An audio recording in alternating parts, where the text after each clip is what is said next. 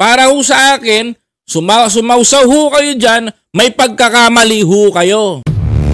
Kung kayo ilulusot nyo yung sarili nyo dyan, wala namang problema, nandyan kayo sa Senado, mga kababayan ko, pero sa tingin ko, inaalis nyo yung reputation ninyo.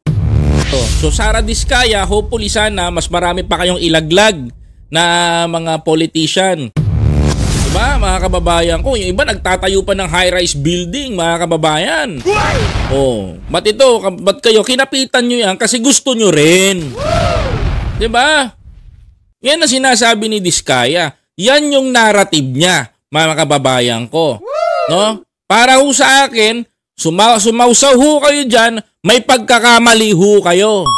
Yun ho ang gusto ko sabihin sa inyo, Diskaya.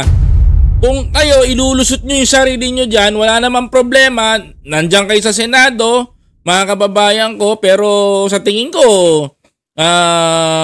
inaalis nyo yung reputation ninyo. Kahit ibangon nyo, wala na rin, wasak na rin. Kasi tumanggap na rin kayo. Nakisama na rin kayo.